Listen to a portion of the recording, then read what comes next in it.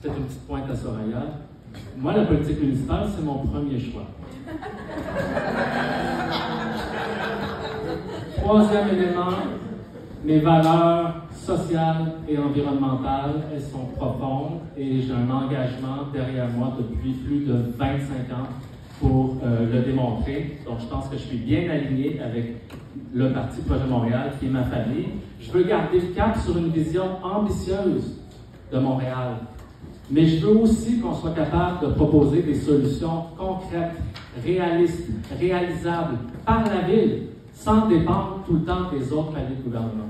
C'est pour ça que j'ai mis l'accent sur plusieurs propositions très concrètes. Je vous invite à aller voir ma page web.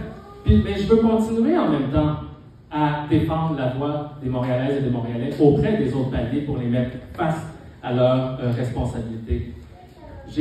On le dit dans le mot d'intro, moi je suis quelqu'un qui est rassembleur, axé sur l'action, mais rassembleur, pas juste parce que j'ai réussi à rassembler, à mobiliser des élus qui m'appuient, mais parce que je suis aussi appuyé par des leaders de la société civile, des gens qui ont joué un rôle important, qui vont continuer à en jouer un important, parce qu'on ne pourra pas faire face tout seul aux défis actuels. On a besoin de renforcer nos alliances. La ville, avec les organismes communautaires, culturels, de développement local, d'économie sociale, pour faire face aux défis. Et moi, je peux faire ça.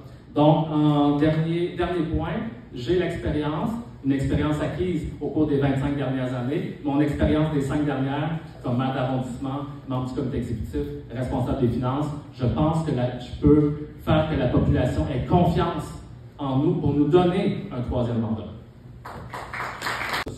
Les soins à la personne, on parle de gens, des personnes qui ont des problèmes de dépendance aux drogues, à l'alcool, qui ont des troubles sévères de santé mentale. Ça, c'est une compétence exclusive du gouvernement du Québec. Donc, il faut qu'on garde une voix forte pour interpeller le gouvernement pour qu'il fasse sa job.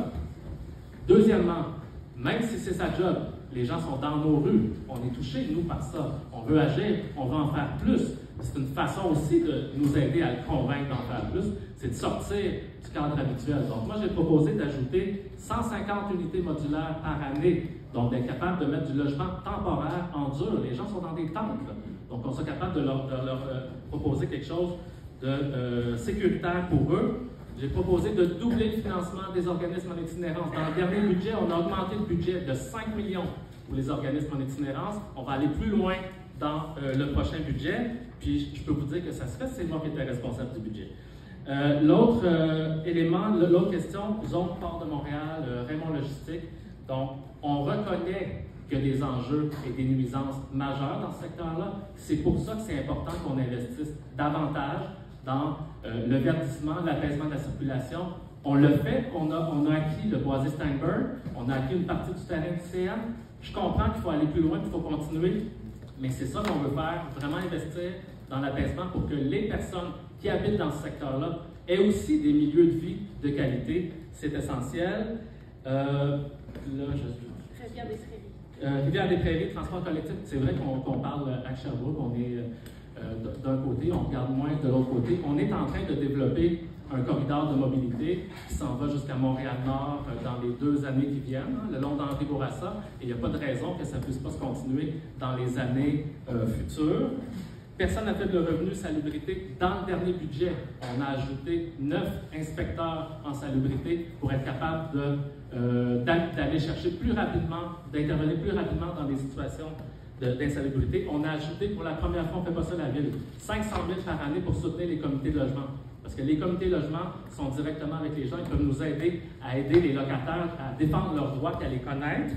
Et, je l'ai dit tantôt, mais il faut qu'on continue d'aider des organismes à acquérir des immeubles et que la ville elle-même acquiert des immeubles pour les sortir du marché pour protéger leur abordabilité à long terme. Dernière question.